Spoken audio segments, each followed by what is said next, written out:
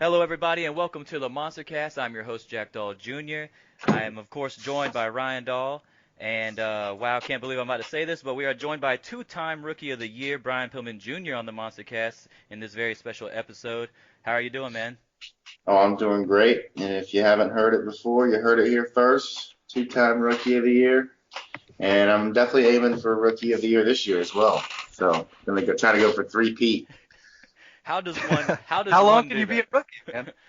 Huh? Well, I was told, a lot of the old vets told me that 4 years or 500 matches. So I'm still Oh, underneath those criteriums. You know, some people don't understand how wrestling works, I guess. So yeah, I they didn't. think It's I'm not crazy a too rookie. because like it's not super obvious to a lot of people that follow you that you just started not a long time ago. It seems like you've been around a really long time, Yeah, yeah. So it's but like it's only been what, like we can 17? still milk the rookie gimmick, right? Yeah. Right. Yeah. Um, But no, my first match was December 31st, 2017. So yeah, that's crazy. So in this like in this December will be 3 years. Yeah. Yeah, so in Well, basically 3 years, you've already not only have you already won the Rookie of the Year twice, right? And you're going for the third one, like you said, but you've already been in the ring with so many talented guys like Lance Archer, Michael Elgin, Davey Boy Smith Jr., Kevin Sullivan, David Starr, Jacob Fatu, Austin Aries, Jushin Thunder Liger. The list goes on and on. Do you feel like that has elevated you in your skill faster? yeah, absolutely. There's definitely a distinct difference in people that are really good and very, very honest, true workers, and then there's a lot of young kids that haven't quite figured it out yet. So for the longest time, I was in that kind of that in that bubble with the kids that weren't quite doing the right things and weren't quite getting the crowd reactions they needed. Obviously, I had a good advantage being who I was and with my name. So a lot of crowds would give me the benefit of the doubt on certain things. But as I started to become a more complete performer, it was because of doing battle with those names that you just listed off. I just started to realize what needed to be done and what didn't need to be done. And obviously the old people will say less is more and this and that, but there is some truth to that, and there's a lot of things you can do to enhance your matches that has nothing to do with, hurting yourself or doing crazy moves or being really stiff. It's all about the emotion you put behind everything and how you tell your story. So how are you feeling? I know the last time, a couple days ago, you were feeling a little bit under the weather and was self-quarantining yourself. You feeling any better now? Yeah, I feel a lot better. Just still staying at home and quarantining just for the fact of keeping everybody safe and just trying to play the game right now. Yeah, the game is fucked right now. Excuse my No, language, you're good. sorry. Oh no, you're good. Trust But me. I mean, the wrestling game is on hold right now. It's on hiatus. I was seeing a girl too, and she's trapped in New Jersey all quarantined, and I can't go see her. And you know how it is. It's just the time right now. The times right now are tough. I went from flying on a plane every single weekend, traveling the world, not a care in the world. Making all the money in the world. Do you feel like do you feel like this is gonna change the way that you travel in the future? Do you feel like maybe like the gloves or the going out of the way for the hand sanitizer or the mask or something is going I feel to like for the stick? past month or so that was important, and I still do. My Aunt Linda always made sure I had hand sanitizer on me, so I was always kind of safe just because I knew it was my career was on the line. If I'm traveling, I can't. Um, but no, I think people will still keep that cautionary action up. But after a while, just like everything, people will forget and it'll go back to being more laissez-faire. But it's not every year that some virus comes out and completely changes the economy and the entire landscape of the airline industry and shuts down all of entertainment and sports. So it's like this is a crazy time to be alive. Just to call yourself an American citizen right now is historic, right? So what we're going through is we're going to get through it. We're going to be able to tell our children about this and how we handled it, and hopefully we handled it the right way. I'm personally not the coward type. I like to face my problems head on, but at the same time, this is something we just got to sit back and sort of protect ourselves from. And I think people that still continue to go out and go to like large gatherings and stuff, they need to take a look in the mirror and say, hey, it's just a couple months, let's just stay inside for a month, maybe two, and just, see where things go, because people's lives are at stake. So, Yeah. Yeah, Of course, and I'm not, when it first came about, dude, I didn't believe in the shit, I thought this was the biggest scare tactic hoax thing ever. But as time goes on, you start to realize that, okay, this is a real deal.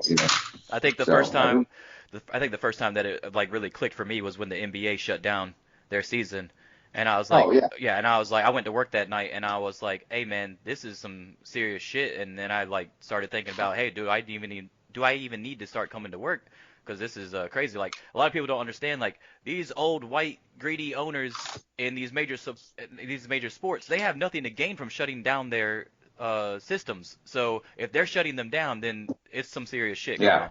Now they do have insurance, Yeah, on Yeah. their stuff. But with that said, it's like, yeah, they're going to make a lot more money by putting on their shows. They had to really like they had to seriously be convinced by somebody. yeah. Like somebody was like, hey, motherfuckers, this is the real deal. And then, because you're right, they all they care about is the fucking money. They don't give a shit about the health of the people. And I think certain countries are going to handle it differently. You know what I mean? Like China's got, no offense to Chinese people or anything, but they've got, a couple billion people. So if something comes up that's thinning the herd a little bit, I don't think that they were too upset about it. They were like, okay, well, thin the herd a little bit, But here in the United States, and for this virus to have gone all over the world and affected Italy and stuff, we are not, we don't need that, we don't need to thin the herd. Our herds are nice and distributed, so. Where I sort of realized that it was going to be a serious thing is I actually work as a project manager for a major tech company, and we were shutting down all our retail stores over in China, and I was like, oh, okay, this was back in February, and it was like early February. So Oh, wow. around that time, it was like, okay, like this is clearly going to be a global issue. So that's around the time I started. I was like, okay, let me kind of treat it like I'm going to treat a hurricane prep. Like I'm going to get a little bit of extra stuff every now and then start kind of piling it, because I figure I'm not going to want to go out to the store in a while. So I kind of started mid-February with all that stuff. So I was a little bit ahead, but I didn't think it was going to get as bad as it's projected to get. If you're looking at like the Imperial College London report and stuff like that, it's not looking great for the next month or two. Do you feel like okay, so you got the two major companies that we all know that are backed by the tons of money like WWE and AEW, and they're going to be fine. As far as being able to sustain this. Of course, Vince McMahon has a ton of money, and Tony Khan and his dad have more money than that. And they both have places that they can run in empty arenas that we've seen already on TV this last week. But for the smaller guys like the Ring of Honors and the MLWs that you're obviously familiar with, do you think that they're going to have an issue if this goes a prolonged period of time, or do you think they'll be all right? Yeah, like their financiers aren't as Just deep the pocketed. indies, you mean? Yeah, like how do they stay afloat? Because they don't have the financial backing that the major companies do. So how does MLW keep operations going? Oh, MLW? Yeah. MLW, ROH, MLW, pretty much all of them that don't have MLW, billionaire backers. MLW, MLW's got some kind of shit going on. They got some money somewhere. They're paying me, so their checks aren't late, so yeah. they got somebody paying their money. How many? Because we know that they're going to air next week is your match with Jordan Oliver. How many more? I don't know if that'll air next week because we ain't fucking wrestled yet. So. Oh, okay, got you. So the last episode that just showed on Saturday was the last one that was actually taped or whatever. I want to. What was the match? The main event was Davey Boy Smith, the Von Erichsen, Killer Cross versus. No, that was in Texas. Okay. Yeah, that was not the last show. The last show we just had was in Tijuana, Mexico. Got you. So. And that one was. Me and Davey Boy tagged against Tejano Jr. Okay. And Escorpion, Rey Escorpion. But the Injustice are featured in that match. Okay. And I'm also featured in their match because I had to go get some payback for what they did in my match. Spoilers. Okay, so Matt Hardy, who recently signed with AEW, was a guest on Jericho's podcast, Talk is Jericho, and said a big reason why he made the jump from WWE to AEW is because at this stage in his career, he knows that he has to he knows what he has to offer still, and he knows his time is limited. So how much do things like this affect your decisions as a younger wrestler who's just getting their feet wet compared to Matt Hardy or Jericho? Does having input matter to you at this stage, or are you just like, tell me whatever you want and I'll do whatever you want? I don't know. I've always, since the beginning, I always gravitated to the indies so I could do what I wanted to do. It wasn't so much that I didn't think I would succeed in the WWE or the Performance Center. It's just that I didn't want to be, I didn't want to go right into, having to listen to mom and dad. I didn't want to go right into school. Like I just got out of college and I had a job and I was working. And I just wanted to experience the indies to see, if I could work for myself and be an entrepreneur, be my own boss, So all these things are very important in the development of a businessman and a wrestler, so to speak. So while I'm maybe not super concerned with the bookers and what they're doing with me, I'm hashing out my travel, I'm hashing out my logistics and my money and how I'm paid and stuff. So down the road, I think I'll have more of a creative direction of like booking and stuff and how I want to influence an entire company. Obviously Matt and Jericho are leaps and bounds ahead. They're already thinking, they could start their own company tomorrow, So, I think right now I'm just worried about, honing my craft, becoming the best wrestler I can be. To me, it doesn't matter which acronym. And I've stated this before. I would take a deal from any company, whether it was Ring of Honor, AEW, WWE, Impact, if MLW wanted to re-sign me. But because, like I said, I'm in that stage where I'm focusing on building my value, I'm going to go to the company that gives me the most value. So, especially in a dire time like this, where there's tragedy going on, people aren't getting paid, I'm going to go to the company that says, here's a contract, here's a real contract. This is this much money per year, So when they want to start talking, because when you talk about the potential that I have in this future, this business, I feel like any smart company would pay the price for that, right? Yeah. I mean, well, when you showed up at the Casino Battle Royale for AEW, I definitely popped when you came out. So, I mean, I would love to see you in AEW as a AEW mark fanboy, whatever you want to call me. But yeah, I would love to see that. So that would be awesome. And in the same vein, when I started studying and getting into wrestling, those were the guys that I watched. So in the same vein, I am sort of a fan of that type of product. I think I would resonate with those types of matches better, just because I've come from the indies and stuff, and they kind of built their steam on the indies. I was on several shows with Cody and the Young Bucks and Hangman before AEW came to be. So I was a part of a lot of those building block indie shows that they used to promote it before it happened. Yeah. I could just never make the jump there because of obviously I'm signed with MLW, but I'm very happy with what we're doing in MLW. So it was always just kind of a mutual thing that I was going to finish doing what I'm doing, what didn't need to be said, There was an interview back in 2018, like late 2018, where it was kind of you had kind of hinted at maybe looking at New Japan as well. Is that something that's on your radar too? I didn't mean to exclude them from my little list. Oh, you're good. But that just speaks to the volume of places that there are to work nowadays. There's lots of places to get work.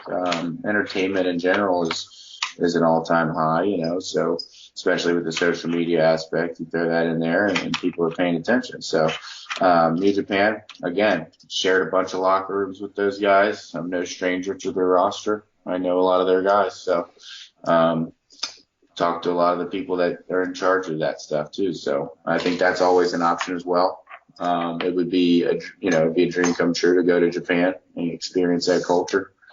Totally not out of the cards. Like I said, whoever's best friends with Benjamin Franklin is going to get Pillman Jr. So the year is 2021 and everything is back to normal. Let's just say the virus is contained, everything's gone, everything's back up. What would you like to have accomplished by this time next year besides winning the Rookie of the Year the third time in a row? Yeah, we already know that's going to happen. Yeah, for sure. set that goal. That'd be an easy goal to set. Realistically, I believe I will, follow in my father's footsteps and win the MLW middleweight title. The cruiserweight belt we have. Yeah. I've been working on losing some weight and getting down to that weight class so I can deal with Myron Reed. And me and Myron Reed go way, way back. Third match ever was against Myron Reed. It was awful, as you can imagine. But it was a learning process, and that's a guy I'll never forget. I'll never forget the experience because when he had already been wrestling so long, that big experience gap, he leveled me up so much in that one match that I'll never forget it. And I will definitely pay him. I'll pay him back when we have our match on MLW, and I'll teach him a little thing or two because I've learned a few things since me and Myron have been around each other, but we've always been close friends. We've always stayed up with each other. But when it comes to getting in the ring, dude, we're bitter enemies. So, especially with what Injustice and their whole crew. Honestly, I've got a lot of respect for Myron, but I don't have a lot of respect for that Jordan Oliver. He's a terrible wrestler and he's a trashy kid, and so I'm just gonna chop the fuck out of him. Get Brazil while you're in there too. Yeah, Koto's honestly a stiff piece of shit, so he's gonna get his ass beat too. On the heels of the announcements for the WWE Hall of Fame class of 2020, we get British Bulldog and Jushin Thunder Liger, two men your dad was quite familiar with, being inducted this year. And how much longer must we wait as fans for your father to get his rightful induction into the Hall of Fame? And when that time comes, if it comes, how cool will it be for you?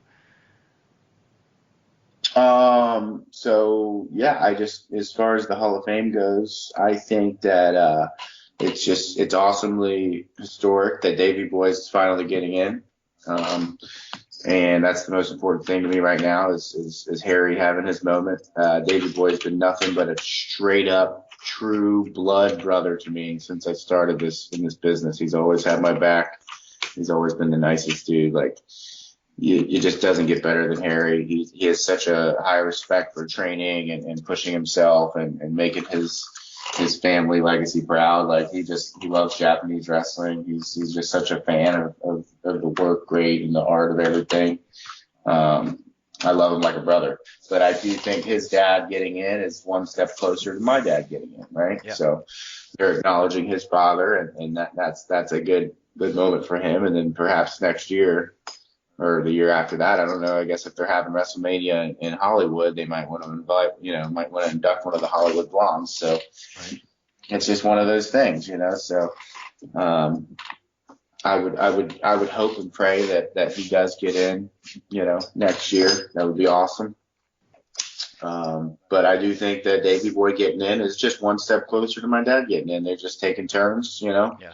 It's almost better that they didn't go in with the Hart Foundation because now they get their own thing, right? Yeah. They're not just a side piece to it all. So, and fuck, I mean, Davey Boy saved Brett's life at the freaking Hall of Fame. So it's like, who better deserves to get their dad in the Hall of Fame than this one, That was kind of a natural, They probably told him that night, hey, guess what? Sorry we forgot your dad with this round. Let's get him next time. How cool do you think it is that your dad was not only in the Hart Foundation, but he was also a member of the Four Horsemen? Like, he's in two of the biggest factions of all time. That's also really cool too. Yeah. So it just kind of pays.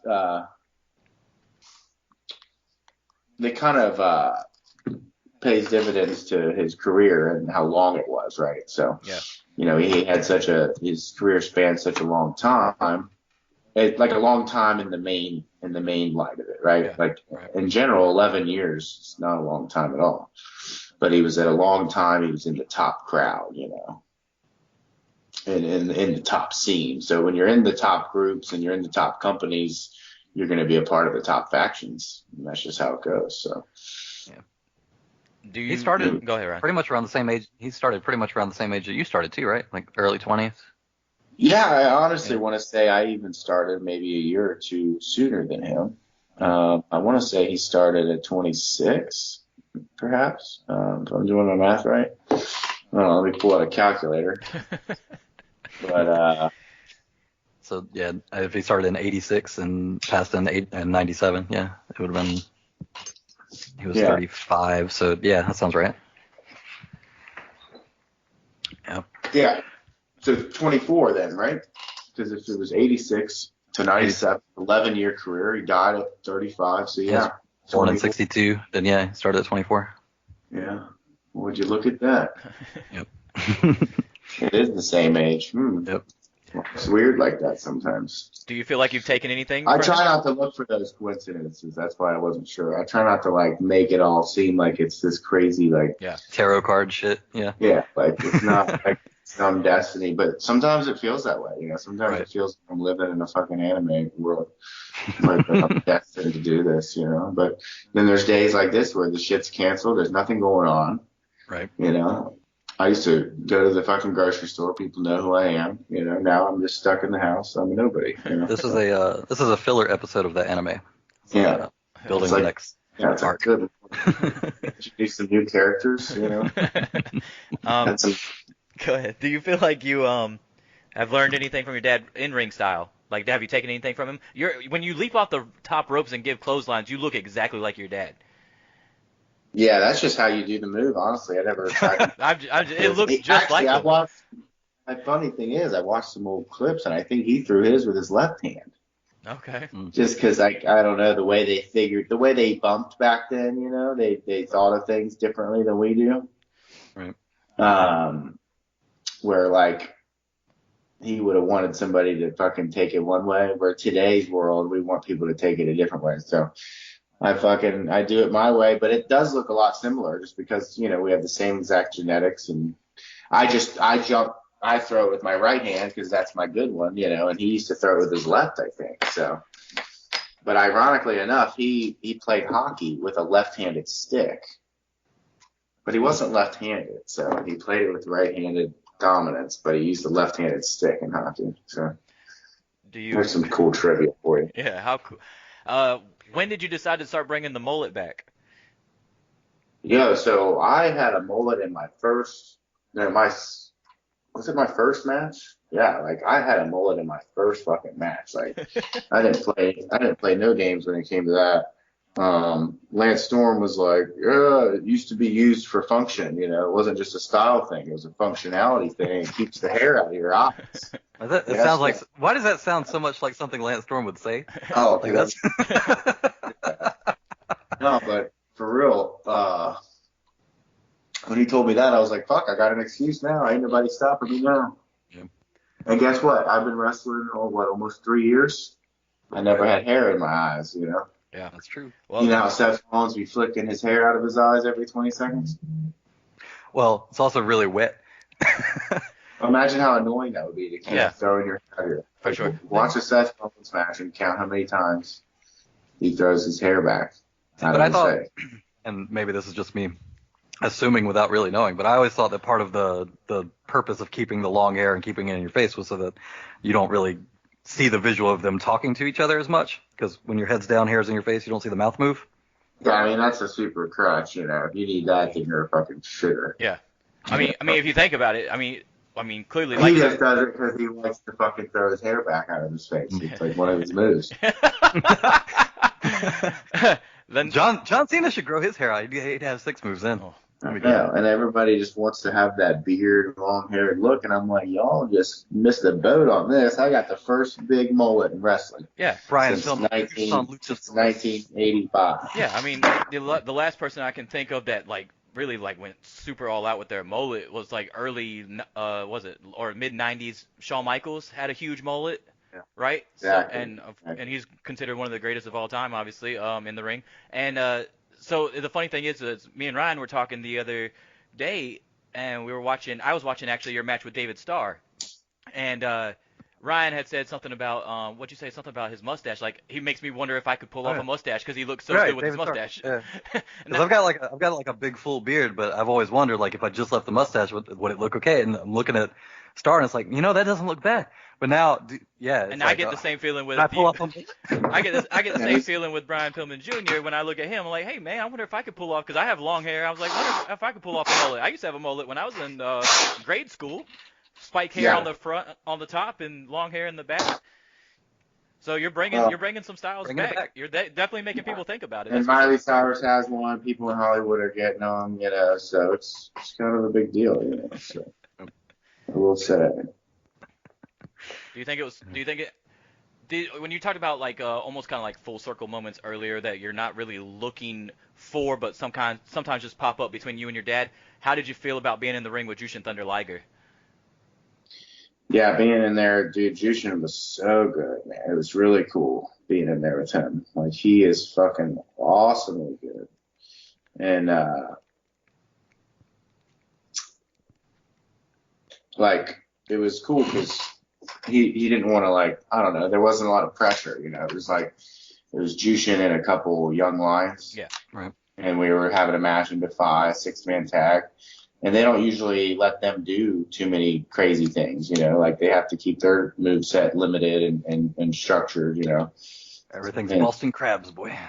Yeah, so it was like, it wasn't a lot of pressure to go out there and kill myself and have this crazy classic with Liger. I was just able to have some fun, have a good match with him, and have that moment with him. So I just want to thank, the New Japan office for okaying that and giving me the opportunity because, everything has to be approved and stuff. And we were able to go out there and wrestle him and got some really cool photos from it. And I gave him a framed photo and things. So, it was really nice. He's one of the nicest guys I've ever met. He knew exactly, who my dad was and everything. And hopefully I can, hopefully it would be nice to see him again. I wanted to go to Wrestle Kingdom and watch his last match ever, but I couldn't get a company to like sponsor it for me. You know what I mean? So it was really expensive to go, and I could have probably hacked it, but just with things going on, and obviously looking at the economy now, wouldn't have been a good choice. But Right. I was hoping MLW would want to film a documentary or something and help sponsor me going over there, but I guess it wasn't in the cards.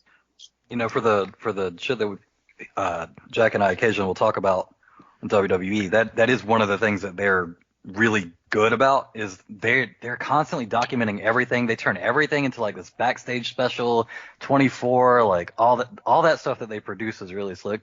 So it does seem like something that they would definitely like do and be like, oh, that guy's retiring and he worked with your dad. Like let's fly you out there and let's do something cool. Yeah, I wish I would have pushed the issue a lot more. One thing I want to work on now that I've sort of grasped the wrestling aspect of things. I want to start working on being a better video producer and actually taking my ideas and turning them into life and creating some good content, So life's all about content, creating content. We're creating content right now, creating content for people to read, to digest and listen to and to talk about. So that's what life's all about. That was one of the Go ahead. let me just So when Moxley had first left WWE and everybody was kind of like apparently one of the things that he was worried about was like is everybody just going to see me as Dean Ambrose or whatever, and to your point about creative content, he came out with that teaser video before he did the feud with Juice over in New Japan and put it on Twitter, and it was him breaking out of the cage and all that. I feel like that alone completely changed somebody's perceptions of what they would have seen him as if he had just debuted. Yeah. So yeah, that stuff is killer. It can change the entire perception of somebody's character. Yeah, definitely added to his debut. I remember that video package. It was hype as hell. I don't think he did it all himself. It was very professionally made. He had some really serious people on the case, and that's what it's all about. But I think it's okay to wear a few hats in this business. It's okay to try out different things. And I've just had so many ideas. It's a crime to hold them back. So expect to see some more video content from me in the future. That's cool. That's Especially cool. now that we got some downtime, yeah. And also, if you do like being creative and if you find yourself like being like really good at it and you think you're producing really good stuff, just keep in mind that apparently every time somebody goes to AEW, they have a lot of creative freedom. Because I mean, I don't know if you watched. Yeah. I don't know if you watched the last episode of AEW with the no audience, but that show was the best no audience show I've seen as far as a U.S. company by far. And the fact that they still had 2 brand new debuts with no audience, they didn't even worry about the debut, the pop or whatever, and it still came off like it did. And with Matt, obviously everybody knows Matt Hardy is basically a creative genius with his character at this point. I mean, Yeah. the stuff that they're Well, allowed to do. well, you know what I see in that is they were so used to doing being the elite, BTE. Yeah. Right. So they went from filming those in front of no crowd, right? Just constantly creating those videos that they just did on their phone and they put on YouTube. Yeah. So they were used to dealing with low resources, low body count, so no, they've been a company all about surviving from the beginning. So I think they're going to survive through this.